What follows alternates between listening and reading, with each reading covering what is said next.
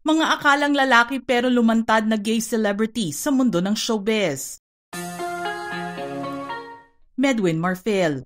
Noong mga nagdaang 3 taon ay pabalik-balik ang lead vocals ng bandang True Faith na si Medwin Marfil sa Amerika para sa trabaho kasama na rin ang kanyang LDR relationship. Pero ginulat niya ang publiko nang lumabas ang litrato ng kanyang kasal noong nakaraang araw lamang.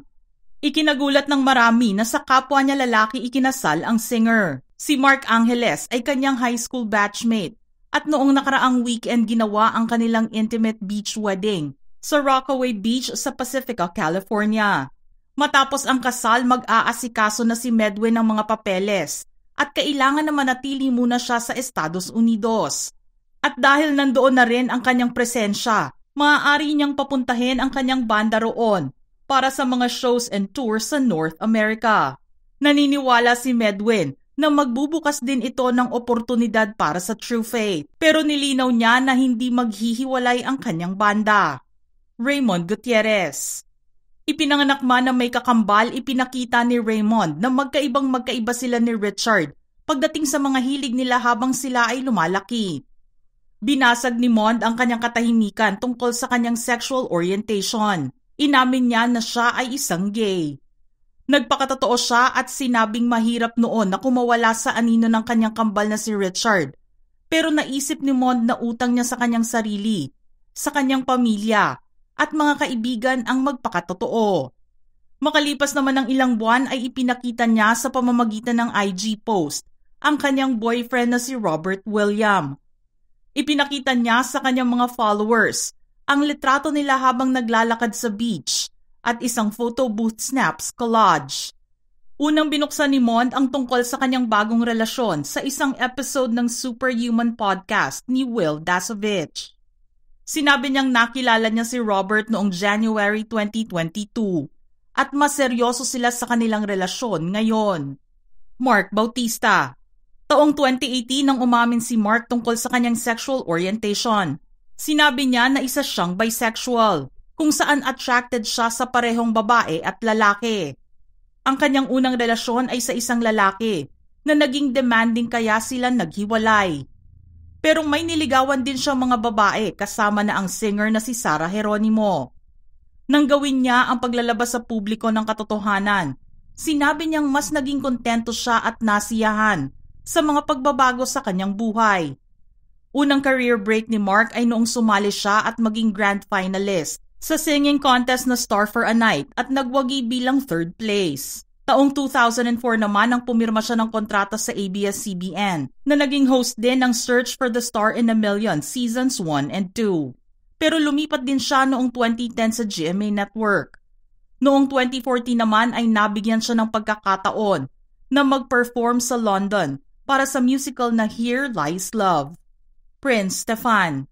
Nakilala si Prince noong sumali siya sa 4th season ng reality-based artista search ng GMA7 na Starstruck, The Next Level noong 2006. Nagkaroon din siya ng ilang mga proyekto sa nasabing network. Panandalian naman siyang nagpahinga sa showbiz at bumalik noong 2015 at gumawa ng proyekto sa ABS-CBN. November 2016 naman ay umamin si Prince na siya ay isang gay. Magmula noon ay nakakatanggap na siya ng mga gay roles pero sinabi niyang hindi niya gusto na ma-typecast sa mga gay roles. Naging karelasyon naman ni Prince ang Singapore-based model na si Paulo Amores. Subalit hindi nagtagal ang kanilang relasyon at 2018 nang magdesisyon silang maghiwalay. Matapos naman ang 5 taon niya sa ABS-CBN, bumalik siyang muli bilang isang kapuso. Bibi Gandanghari. Matinee idol noong 90s ang dating pagkakakilanlan ni Bibi na si Rostom Padilla. Ikinasal din siya sa young actress noon na si Carmina Villaruel kahit 19 pa lang ito. Pero nauwi rin sila sa hiwalayan at ipinagkaloob ng korte ang annulment noong 2002. 4 years later ay pumasok siya bilang official housemate sa Pinoy Big Brother Celebrity Edition Season 1. Dito niya inilabas ang isang sikreto na gumulat sa lahat ng mga manonood. Inamin niya na siya ay isang gay. Subalit taong 2009 nang sabihin ni Bibi na siya ay isang trans woman at sasailalim sa gender confirmation surgery. Napalitan din ang kanyang nakarehistrong pangalan at kasarian noong 2016 bilang babae, ayon sa utos ng Orange County Superior Court sa California. Taong 2019 naman nang mapanood siya sa kanyang US TV debut sa pamamagitan ng Netflix series na Glow. Mikey Bustos. Isang Filipino-Canadian singer si Mikey Bustos na sumali sa Canadian Idol noong 2003. Ngayon ay kilala na siya bilang isang content creator na gumagawa ng mga parody sa YouTube. Taong 2006 nang umuwi ng Pilipinas si Mikey at naging guest sa mga TV shows ng GMA7 at ABS-CBN. Makalipas ang ilang taon, nagsimulang mag-host si Mikey ng kanyang sariling TV show na Mikey Bustos, Your Pinoy Boy Vlog Serye, na ipinapalabas naman sa Philippine Regional Station na CLTV 36 na nakabase sa Pampanga. Isang pag-amin naman ang ginawa niya noong Easter Sunday ng taong 2019. Sinabi ni Mikey na isa siyang gay. Inilabas din niya ang relasyon kay RJ Garcia at sinabing malaki ang pasasalamat niya sa suporta na kanyang nakuha magmula noong umamin siya sa kanyang sexual orientation. Paulo Ballesteros. Noong 2017, inilabas ni Paulo ang mga litrato niya kasama ang dancer, choreographer at miyembro ng G-Force na si Roland Ochoa Anog. Nalaman na silang dalawa ay may relasyon. Kahit na sa una ay hindi niya direktang kinumpirma ang kanyang sexual orientation sa publiko. Pakiramdam naman ni Paulo na hindi na kinakailangan pang kumpirmahin kung siya ay gay. What you see is what you get, ika nga. Magaling naman si Paulo sa beauty transformation at kahanga-hanga ang kanyang mga obra sa paggaya sa itsura ng iba't ibang mga celebrities. Pero bago ito ay ipinareha pa siya kay Shara Soto. Napanood din siyang gumanap noon bilang isang transvestite sa Zaido Police Pangkalawakan at sa isang episode sa drama anthology ni Claudine Barreto sa GMA7.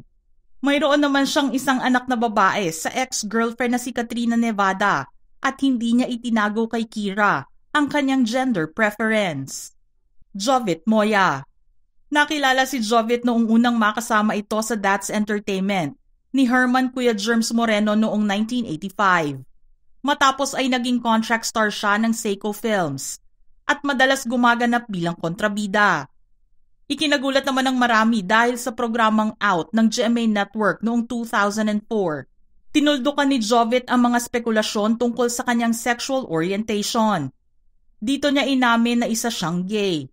Pero may anak si Jovit, ang aktor na si Rob Moya. Suportado niya ang LGBTQIA+ community at never ikinahiya ang kanyang ama. Taong 2000 naman ay naging pulis si Jovit na napasali sa Aviation and Security Group. Naging aide-de-camp din siya ni dating Philippine National Police Director, General Santiago Alino. Fifth Solomon. Unang nakita at nakilala si Fifth sa Pinoy Big Brother All-In noong 2014. Sumali siya kasama ang kambal na si Fourth. Doon din nalaman ng publiko na sila ay kapatid ng komedyanteng si Charis Solomon, na contract artist naman ng GMA7.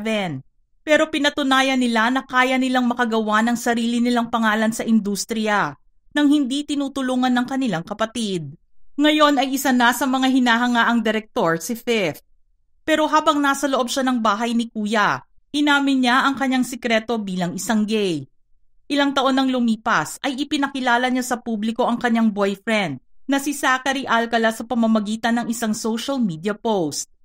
Lubos din ang pasasalamat niya sa kanyang partner na tumulong sa kanyang depression. Mga ka-showbiz peeps, may nais pa ba kayong idagdag sa ating listahan ngayon? Don't forget to comment below.